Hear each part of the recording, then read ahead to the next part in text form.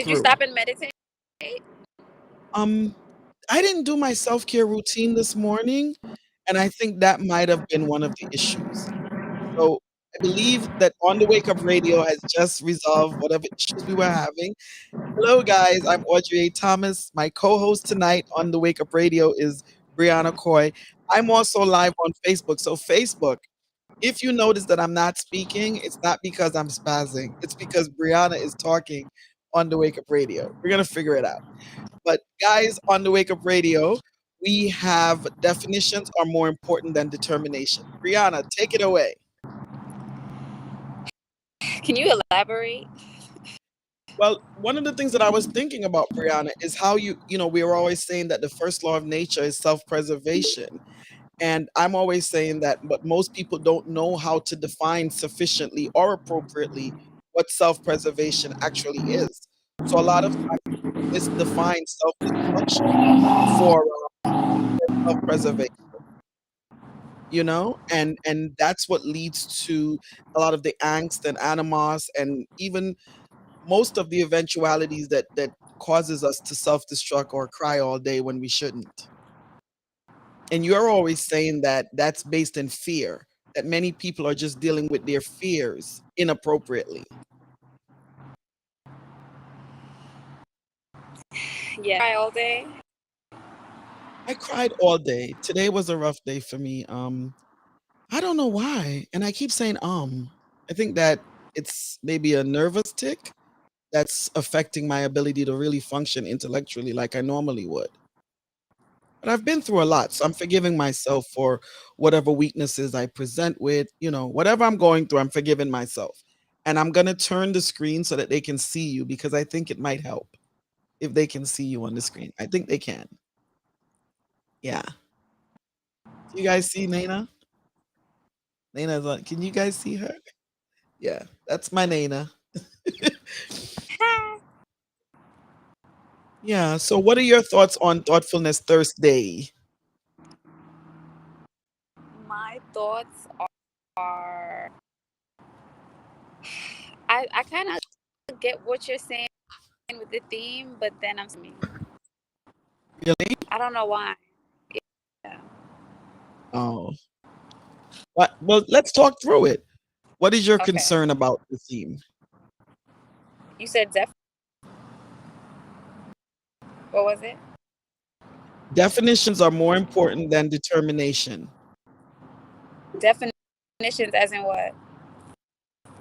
How we define things, right? A lot of times, like for example, I'm building these themes on my recent disbarment, right? The question for me, what I did was I immediately started disbarred1109.com because I didn't want to allow my brain, I'm intellectually inclined, right? I didn't want to allow my brain to start defining the word disbar as something negative because I'm a suicide survivor. And I didn't want the negative connotations or the negative definitions that I give to the word disbar to walk me back down the road of suicide or mass murder, because that could also happen. It could go either way. I wanted to stay somewhere in the middle. So that's why I came up with definitions are more important than determination, right? I could be determined to survive. I could be determined to get my law license back. But what really matters is not my determinations, it's how I'm defining my experiences, how I'm feeling, how I'm processing, how I'm letting the definition of the word disbarment affect my interactions with the people I love, right? Like Carol just sat me down and talked to me about how I've been impossible to be around. Like you called me a toxic ass, right? And these are all things that happen when I'm challenged, when I'm misdefining my circumstance. My determination becomes I'm gonna take my power by any means necessary. And then I bulldoze those I'm obligated to love. So you're finding a way to redefine the word. Right. You redefine the word, you redefine the approach, you redefine the angst, you redefine the The the circumstance. resolutions. Right. You redefine the whole Okay. circumstance. So you in Facebook world, you're hearing me respond to Bree because she and I are doing a live radio show right now. We're doing on the Wake Up Radio. So just I'm gonna post the show later on, but at a minimum, you'll be able to hear my interactions with her. We didn't figure out yet how to put it as a part of the live. So um let me see if I can get Cindy to try to put the lives together. But in the meantime, Brianna, one of the things that I'm truly grateful for is this bond that we're building, right? Granted, you are my daughter and I'm your mom. That's a definition all in of itself. But what I'm saying is while we're determined to maintain our roles as parent and child, we also must find definitions that make the parent-child relationship functional. A lot of times these dysfunctions that we're dealing with comes from the misdefinition. When I one of the I hate that I keep saying like I think I'm nervous. I think it's a nervous tick from all the trauma I've been through recently, and so it's affecting my ability to really function. Um, See, there you go again. In any event, what has happened to me? I'm usually extremely articulate and strong and well thought out, and all of a sudden I've been traumatized, right? And one of the things I did a little mini live the other day was to talk about how the traumas that we go through um, are the inadvertent indicators that we are not perfect. And when we are reminded by trauma that we are not in control, that we're not as great as we believe ourselves to be, it breaks us bit by bit, by piece, till eventually, if you're not careful, if you don't have a handle on your definitions, you become determined to self-destruct, or you end up determined to end someone else because you've been traumatized, because you've been misdefining the traumatic associations. So the word disbar, I redefined it by creating Disbarred 1109 Inc., and I'm going to use it as a platform of positivity and hope and reinvention of self and self actualization. I'm putting a positive connotation to it out of necessity. Least I end up self destructing. Right. Agree. You gotta. It's the way that we perceive things that definitely plays a part in how we handle it and how we cope. So I definitely agree. Yeah. Well, I've always said that your perception can never be wrong, because the way that you perceive is based on how you are experienced in the moment, right? Today, when I posted, Brianna, I asked people to call me, and I'm going to do the same now. My phone number is 877 Law Nerd. It's 877 529 6373. Again, 877 529 6373. I'm asking people to call me because I've never been disbarred before. Although I have 38 years of education, a bachelor's, a master's, an associate, a JD, two masters actually, a business degree, and I've had my law practice for 24 years. I don't have a handbook that tells me how to cope with the trauma, the uncertainty, the potential shame and disgrace associated with being disbarred. I've never had this happen before. I have no idea how I'm supposed to behave. I have no idea what I'm supposed to expect. I don't know what I'm supposed to do next, you know? That's to So, you. I think yeah, that's where you reach the point where you realize that it is completely up to you and choose how you want to perceive it and define it. Ooh, I'm sorry, there was a bird. This is. Whew. Oh yeah, yeah. So you have to I choose agree. how to perceive it and You froze for a moment, Nina. Yeah, the perception, it's really 100%. It's one of those things that I don't, and I think people are afraid to speak openly and honestly. Like many people will not say I don't. no, I'm afraid. I won't say I don't know. I won't say I'm afraid. I will say I don't know how to, I'm not sure how to perceive this, because the universe speaks about the importance of language, right? You don't want to put yourself in a position where your words are the reason you fail. So you don't want to say, I don't know. You don't want to say, I'm afraid, because you have to be careful what you attach to your I am. Francine Shin taught me that a long time ago, and I never forgot it. Be careful what you attach to your I am. Every time you open your mouth to say, I am, you're manifesting whatever comes after it.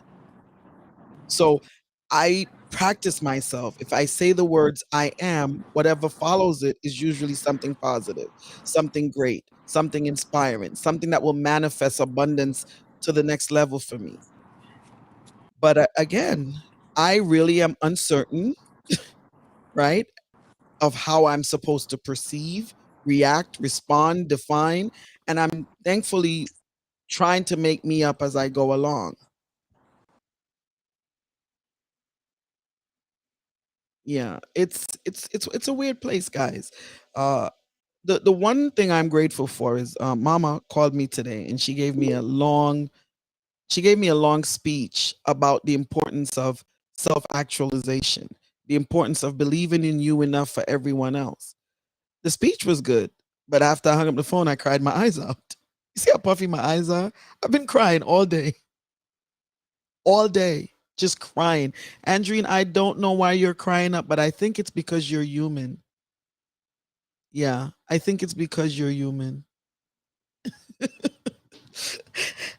Brianna, Cindy is still trying to figure it out. Cindy, if you can hear me, can you come in, because I think we can add the live so that Brianna can participate, because now I'm tired of trying to maneuver both entities. Yeah, it's a different reality.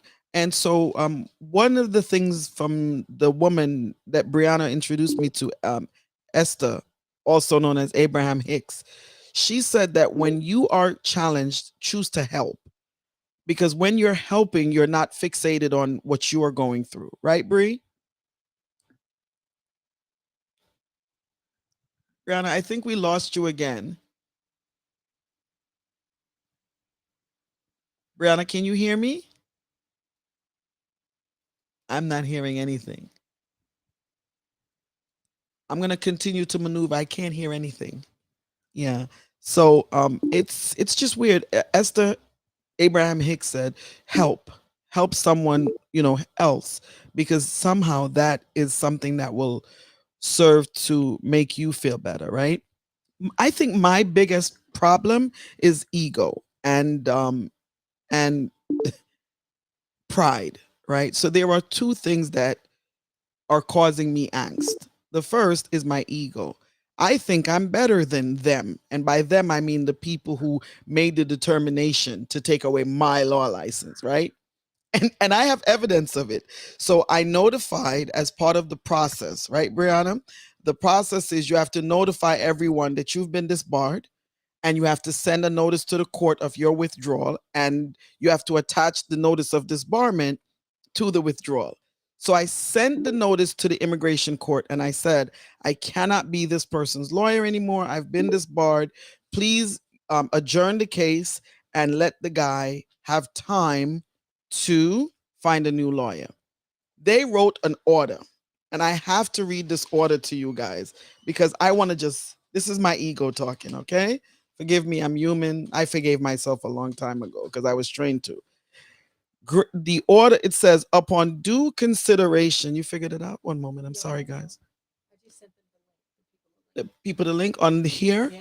Okay, guys, Cindy say if you want to watch what Brianna and I are doing, please click on the link. But here's what I'm thinking. Why don't you just go on and add me so that it plays on my chat, my page as well? This way they'll see the both of us, because I lost Bree. But let me go back to the thing now. So it says, order of the immigration judge. This is a judge in federal court. I notified the judge that I have been disbarred and I can no longer handle this case. This is why my ego is bruised. Upon due consideration, it is hereby ordered that the motion to withdraw as counseled filed by Andrew Thomas is granted.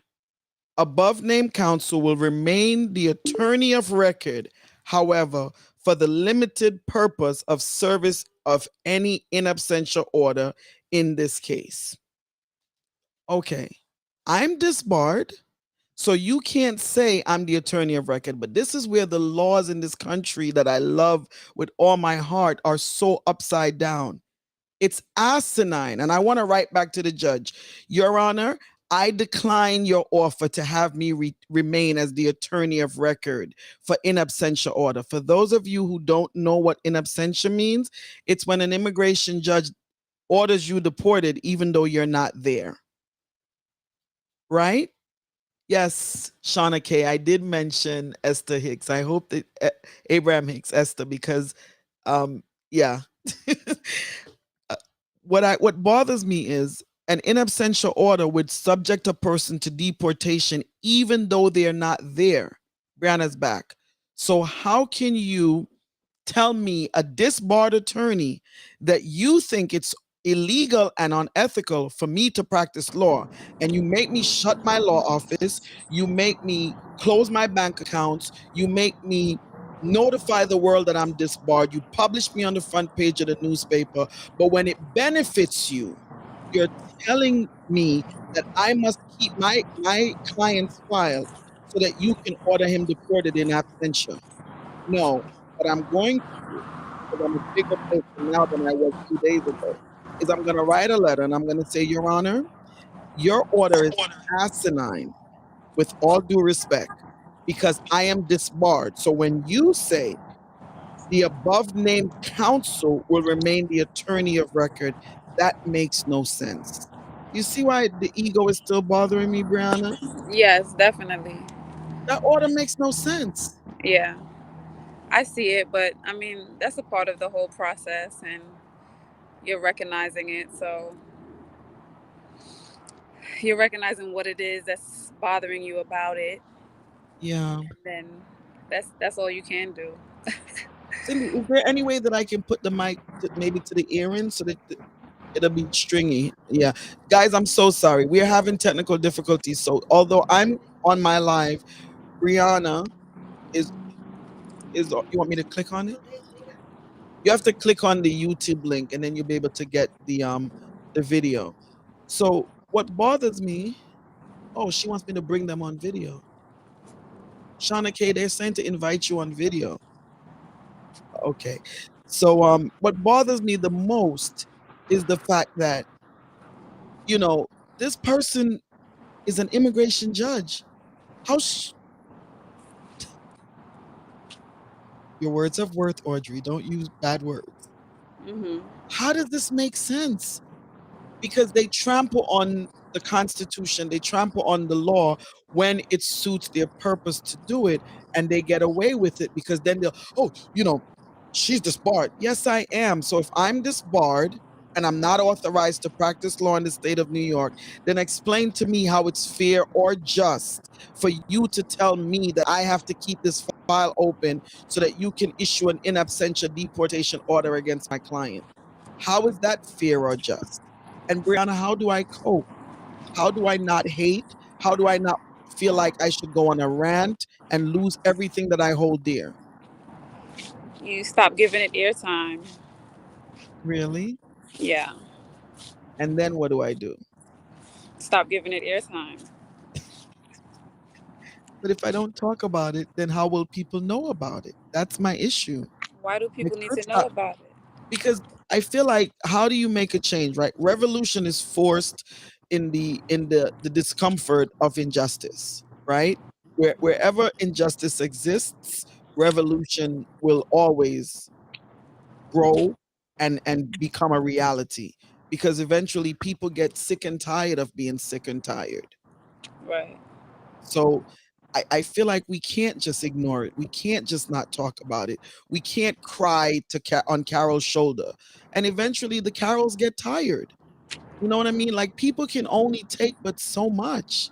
You are my child and you love me, but if I'm constantly coming home crying and ranting and raving to you, eventually you're gonna burn out.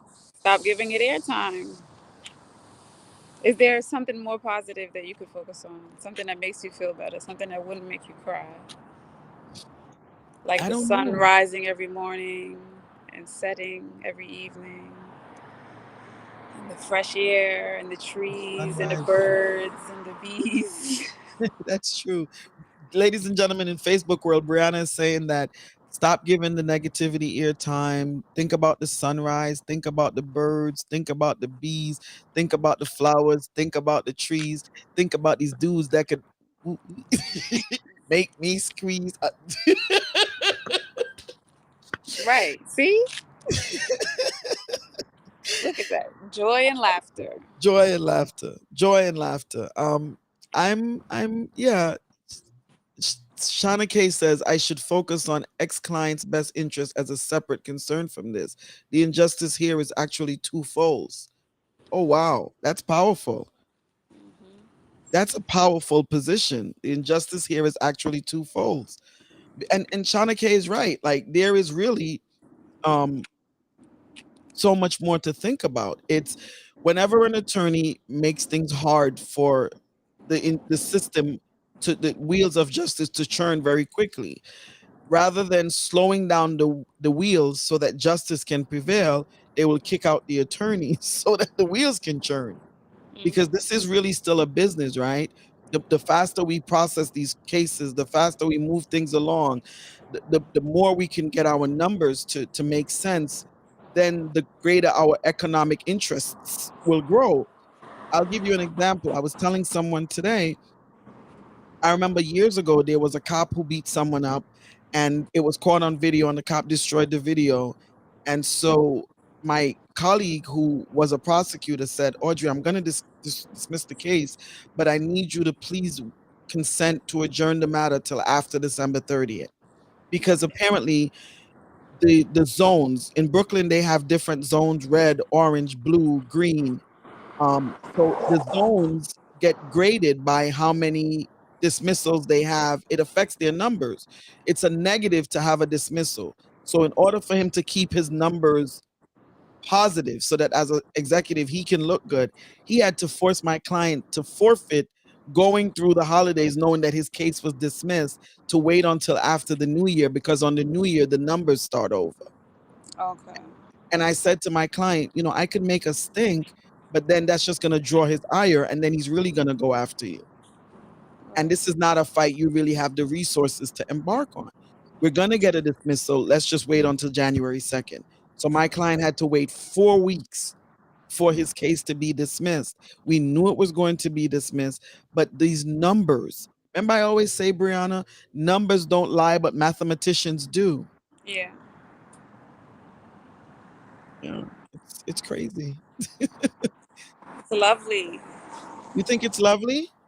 It's lovely. All is well, and everything is All is working. well.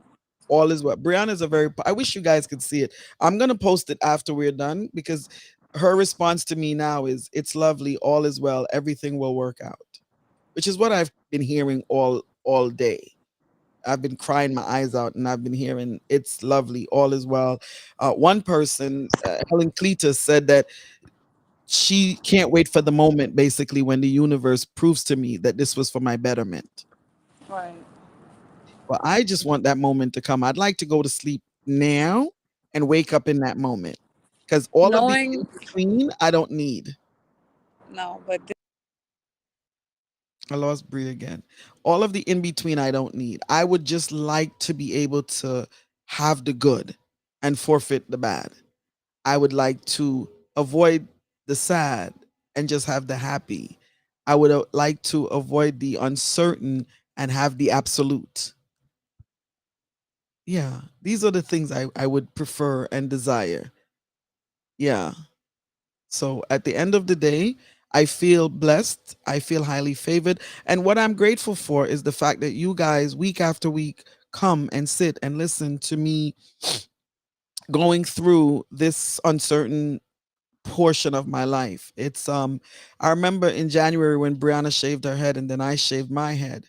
I remember yeah, that's Brianna. Okay. So Brianna, we lost Brianna. She said the service is terrible. She'll wait till next time. But the beauty of it is that I I keep saying this too shall pass, right? This too shall pass. The problem is saying something and living in another reality, right? Because it doesn't pass. I don't wake up tomorrow and find that this was a mistake. I still have to, I'm going to turn this around and let you see.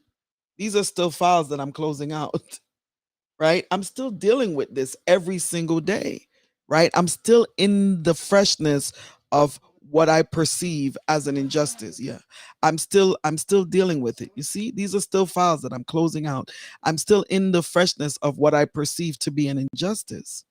I'm still at the point where my brain isn't yet willing to accept that someone would be simple minded enough to make a decision granting my request to be relieved as the attorney and to give the client sufficient time to find a new attorney, but saying counsel will remain the attorney of record. However, for the limited purpose of, sir, I can't remain the attorney of record. You judge. That's code for a lot of curse words. That makes no sense. I'm disbarred. And here's the craziness. This judge would deport my client on paper. And then my client would have to find $30,000 to pay my former client, because I no longer have clients. I'm disbarred. My former clients would have to pay an attorney $30,000 to file an appeal of the in absentia order, and he would have to grieve me. That's how Anna Sorokin was able to get back in immigration court. She had to file a grievance against me. The irony with the Anna Sorokin situation, for those of you who don't know, I'm in a heated battle with Anna Sorokin and her lawyers, who I want to call idiots, but Javian told me to stop using negative terms. So I'm not going to call them idiots or dummies or, oh God, it's so good to be white. I'm not going to say any of that. I'm going to say these lawyers that Anna Sorokin had didn't do a fraction of the work that I did. They said less than I said, but when they grieved me and got back into court, the judge granted the exact relief that I was saying she was entitled to. I mean, I don't know what the difference is between us, but they don't look like me. Yeah. That's my story and I'm sticking to it. They keep telling me to stop saying it, but listen, I'm 53 at this point. I've met all the goals I'm going to meet. And right now, there's no one sitting next to me that I can harm. Right? So, this is a part of the socially antagonistic experiences that I'm writing my book about. I'm writing a new book called, I've written several books. Some of them are behind me. I'm writing a new book called Social Antagonism is the Worst Form of Oppression, the Anna Delvey Reality. Because I want to not shake things up. I want to encourage people to be more thoughtful in their process, because a lot of times no one's really wicked, right? This Christian Bible that everyone loves, I always say, even if it's total crap, it's the greatest philosophical text ever written. It always says in the scriptures that the heart of man is desperately wicked at times. No one is consistently good and no one is consistently evil. And apparently I'm not, above these people's rod of unjust correction. Yeah, I call it unjust correction because that's how I feel. But the reality of it is we're all somewhere in that space where we can say we're humans first and everything else second.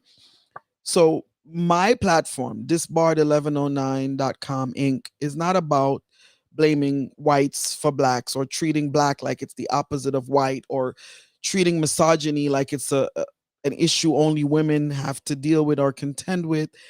My platform is really one that says there is a balance. It's called the scale of justice, and I want to make sure we all stay on it. Because my friend Marty Tankleff was arrested. I think he was tried and convicted, or Yeah, I think yeah, and it was he didn't commit the crime. He's a white man. That happened to him. Um, there's so many stories that I can tell you from all walks of life where the system, because of some asinine order, failed to do what it was intended to do. Those who know me know that my position is the American system of justice is the greatest system in the world. But that doesn't make it perfect. I think our system is perfectly imperfect. But the greatest evidence that we have a perfect form of justice system is the fact that I'm sitting here.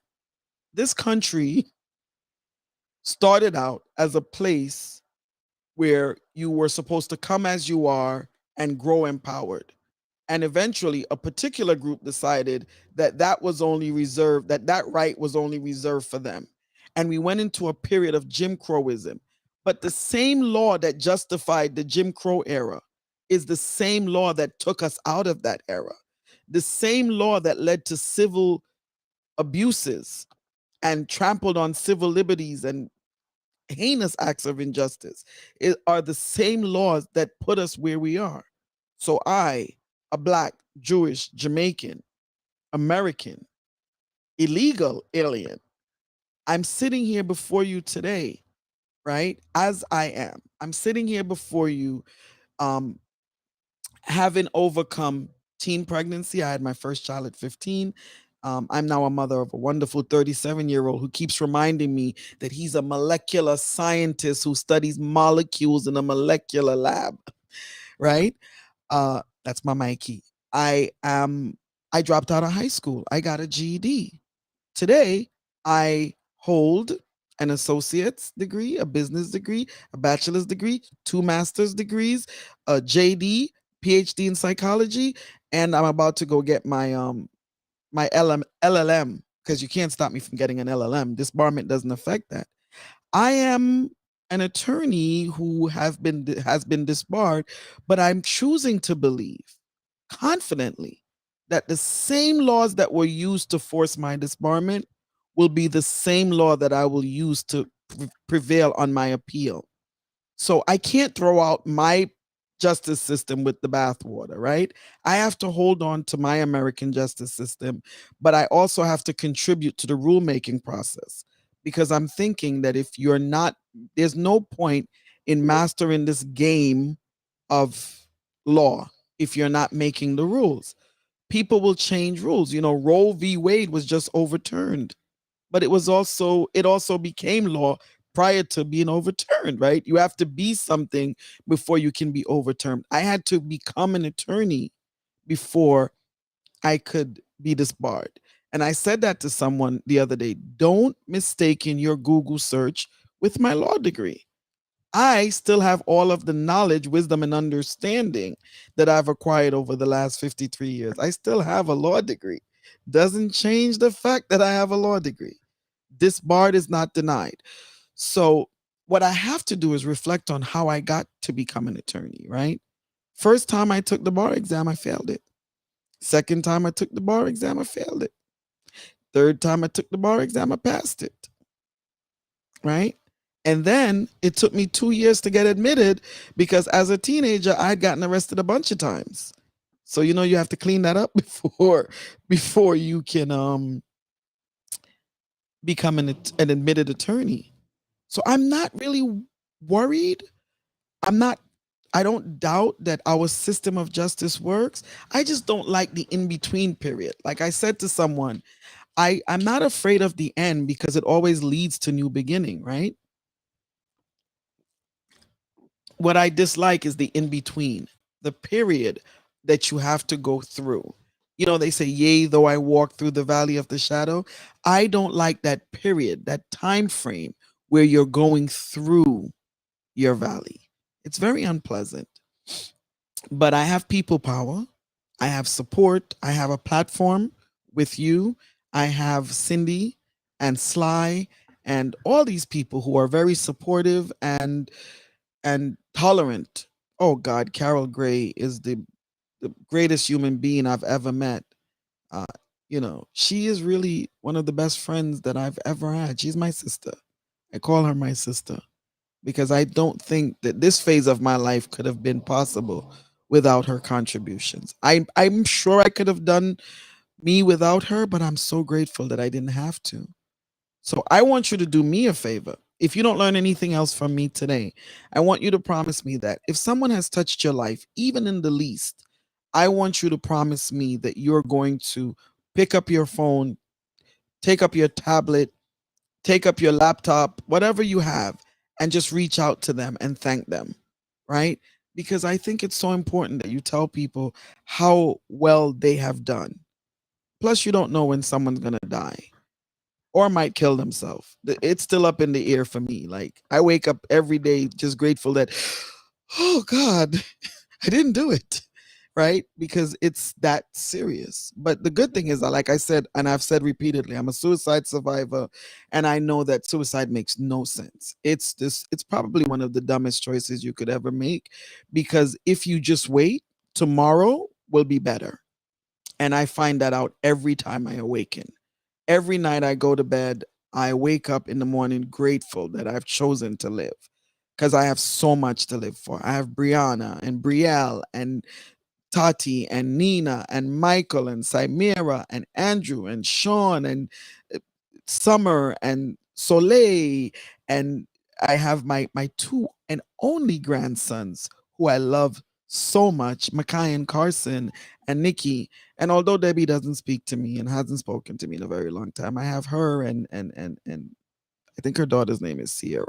No, Serena. Yeah. And I have Andrew. I said Andrew, right? I have my four cats. There is Jasmine, there's Bama, there's Isis, and Asia, who we just found out is actually a boy because her balls just dropped. And so we have to change her name to Asian.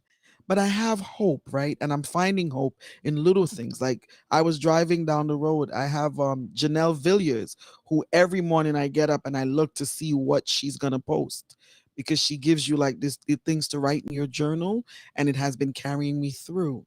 So if someone has touched your life, just do me a favor. You've taken the time to listen, to watch, to come on here.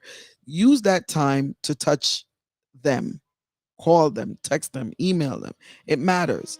I know that what has gotten me through November 9th to today, January 11th, is the fact that people have been calling me, reminding me of what I've done. Brittany Ellington, my loving niece, who is the epitome of kindness, just reached out to me and sent me $200. She was like, Aunt, I love you. It's not a lot, but listen, you lost all your income, so here. And I that thing made me cry. I was so grateful that she just remembered me. Um we all need people. I always say to people, if God thought you could do it alone, he wouldn't have put you on a planet with 8 billion other people. We need people. One of the things that bothers me is just some people aren't very kind. Some people are making this into something like, if you think that someone's plight is God's way of honoring you, you're a douche. God would not kill anyone else to make you happy. God would not take away Audrey Thomas's law license to vindicate you. God doesn't get down like that. He loves us all the same. She, shim, them, it, we, they, yeah, loves us all the same in an equally different way. And the way I know this is that when it rains, it doesn't just fall on one person's house, it falls on everyone's house, right? Storms, the wind, oxygen, all of it happens to all of us. Grief, disappointment, hurt.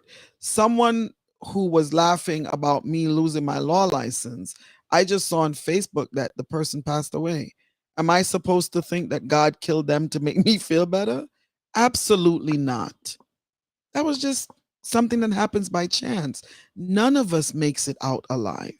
None of us.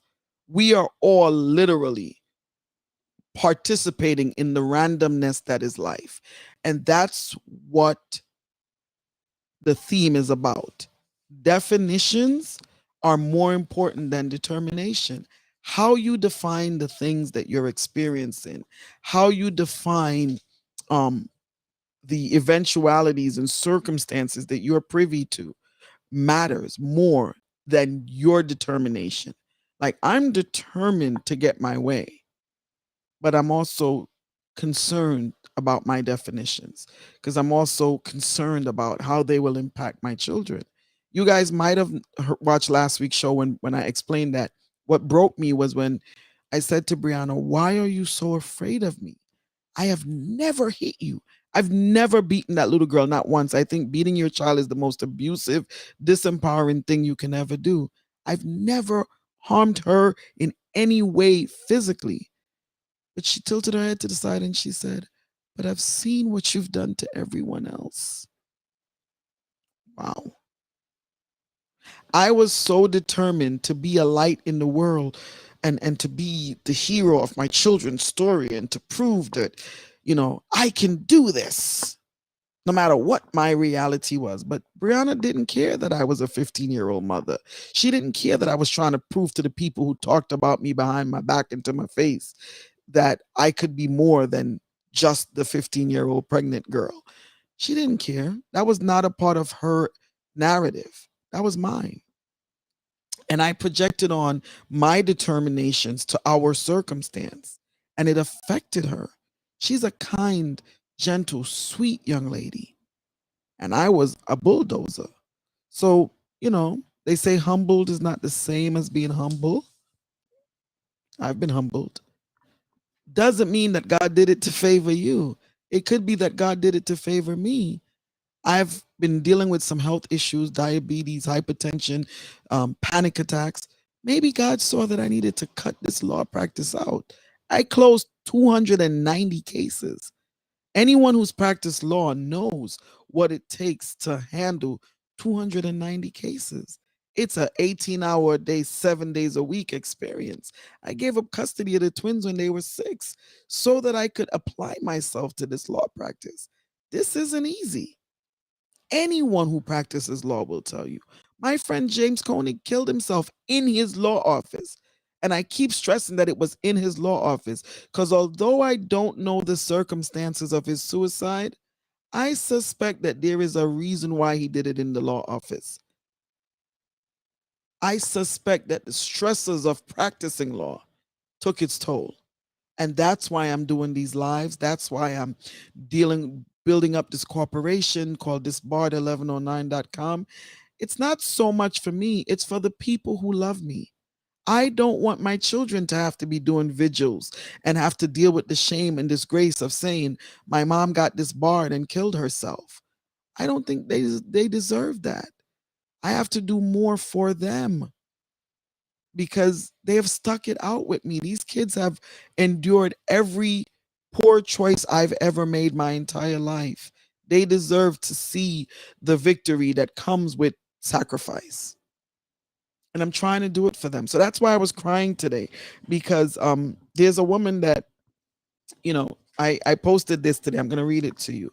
Yo, I'm telling you, being like family puts you at risk.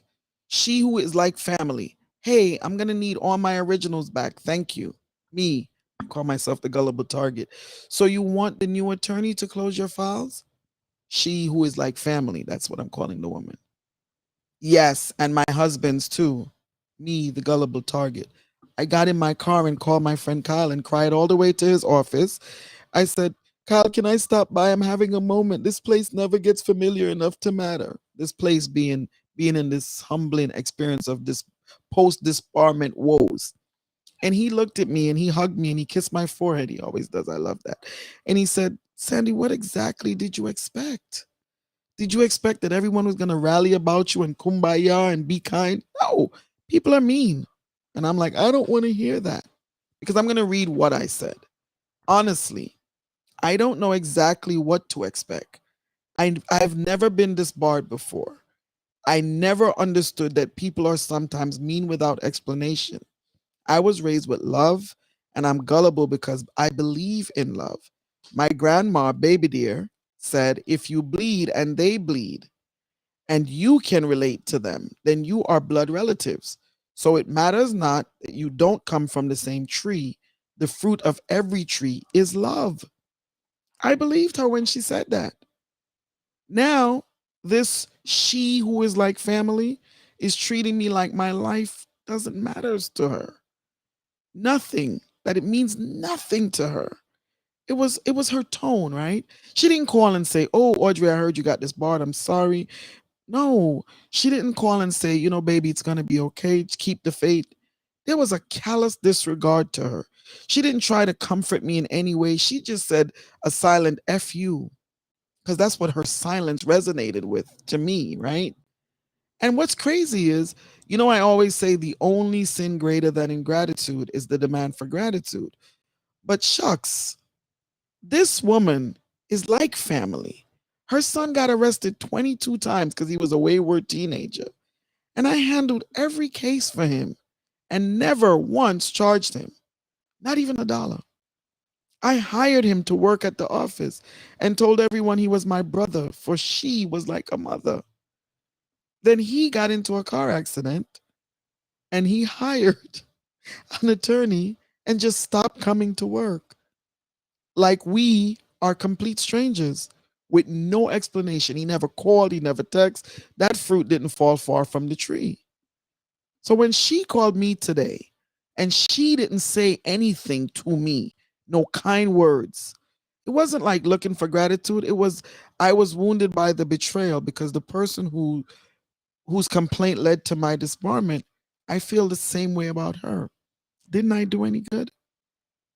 Right?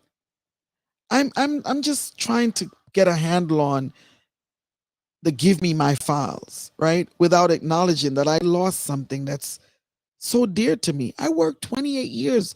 I went to school. I've been educated. I now have 38 years of education, but by the time I became an attorney, I had 28 years of education. It took me 28 years to acquire my law degree. I've been practicing law for 22 years and I lost that. I can't help but wonder what kind of demon I must have been that Rhea Murray and her children would go through such extent to compromise my life. And she who is like family, and Mark who is my brother, and Michael Kimbrough, whose child calls me mother, aren't coming to my rescue. Instead, it's a gimme my file and a joke and oh, I guess I'm not the only criminal in the family. Oh, I was going to drive past this bar, but I decided to go into that bar as a pun on my disbarment. Like, how do you go from having a lifelong relationship to someone to just disregarding them? It's a question for my therapist, right? Yeah, I can't help but wonder. Um, it's hard. Uh, they're just treating me like nothing we had matters, and it bothers me. I can't help but wonder what to think, and I don't remember. I want to ask them, don't you remember what I've done for you? Don't you remember how I've been there for you? What we've shared? Any of it? It's hard. It's a difficult place to be, but it's a reflective place because it puts me in a position that I keep thinking about. I made these sacrifices to the detriment of my child, my children, my spouse, and the people I'm obligated to love. I totally saw this going differently in my head. I thought I was the hero of the story. Now, in my reflective state, what I have to do is rethink, regroup, reconnect, redefine. I have to make new definitions. The word disbarment has to become a thing of power and restoration and deliverance, right? It has to become something positive. I can't be determined to take numbers and pay them all back when I finally make it because God does not bless us for to empower us to curse the lives of everyone else. I have to find a way to redeem, restore, regain, redeliver, uplift, rise, self actualize without hate. I have to make my determinations much more important. I have to make my definitions, I'm sorry, much more important than my determination. I have to become like a Christ, right? I have to learn to just pray even for those who despitefully use me. I have to be thankful for my Penina. Penina is you know, proverbial phrase for the people who harm you. I have to think that if they're being like Alexander the coppersmith, then I have to be like Hannah. I have to see the good and I have to seek the greatness that will propel me to my next greater level and to keep my thoughts and my heart as pure as holy water, least I sin against God, right? I have to be like a Joseph. How can I do this and sin against God? You ripping my garment and lying and saying I raped you. In this case, lying and saying I robbed you. But I have to find a good. I have to find a way to get from the pit to the pulpit, right? I'm going back to school. I'm going to pursue my LLM and my master's in religious studies. And I'm going to launch this BARD 1109. But I don't want you guys to think that I'm a saint because I may be fat, but I'm not the bigger person. I'm launching this BARD 1109 on Anna Delvey's birthday. Her name is Anna Sorokin, but she's pretending, so am I.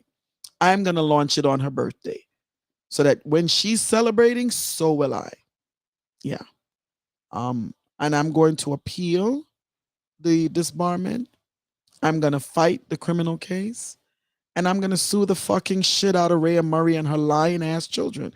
Pastor, forgive me. I shouldn't have cursed, but it slipped out. Sometimes when you're in angst and trauma, that happens. That was an accident. I meant forking, like Forking. But first, I have to heal and I have to sit down, meditate, fast, pray, stay on task, not be distracted, stop crying because these things affect my health. I have to just keep processing because I'm in the middle. I haven't reached the end, so I can't find a new beginning. I'm still in the middle, but I can swim, and swim I shall because I have reasons to live, laugh, love.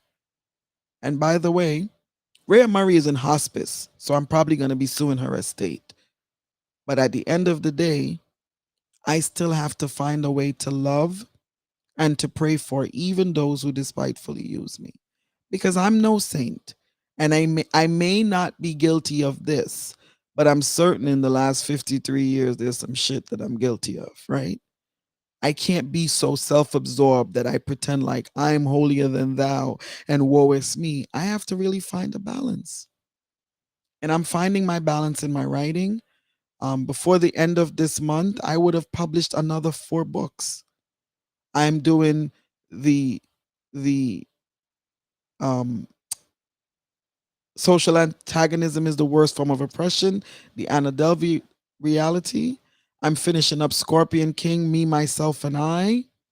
I'm also finishing 52 themes to self empowerment. And last but not least, I'm doing Disbarred is Not Denied, the I'm Possible Journey of Audrey Thomas. Those 4 books are going to be released on the 23rd of January, Anna Delvey's birthday, because that's how I process. That's how I roll. You start it, and I'm gonna have to finish the narrative because I'm in control of my destiny, no one else. And I'm not looking to the left or to the right, and I'm not dealing vengefully. I wish Anna the best. I prayed for her the other day. When she told me she doesn't believe in God, I said to her, God, you may not believe in God, but He believes in you because He put me in your life. I'm believing the reverse is also true. God believes in all of us. He loves us all the same in an equally different way. And if there's no God, then the universe, whatever you call it, we all believe in something greater than ourselves. God is that than which nothing greater can be conceived. Philosophy teaches me to question my own conclusion. My question is always, how can I reinvent myself? How can I change the circumstances that put me in the place that I am for the better? How can I expand so that I can become a better contributor to society? I'm questioning the conclusions that I'm forming, not because I don't value what I've done, but because it's necessary. Least I become stuck in a rut. And as long as you think you're the victim, you can't see what you're doing wrong. So that's where I'm going to stop. I thank you for your time. I'm Audrey A. Thomas. This is Thoughtfulness Thursday. What I would like is for you to call me up 877 Law Nerd. That's 877 529 6373. And just tell me something to keep me going, right? Share your ounce of knowledge. Brianna doesn't have half of the accolades that I have, but she's given me some words of wisdom that carries me. She's told me things that has helped me to my next greater level. I think you can too. I love you all the same in an equally different way. I'm your host, Audrey A. Thomas. This is On the Wake Up Radio and Facebook with Cindy Ashby Productions and Sly. Have a good night.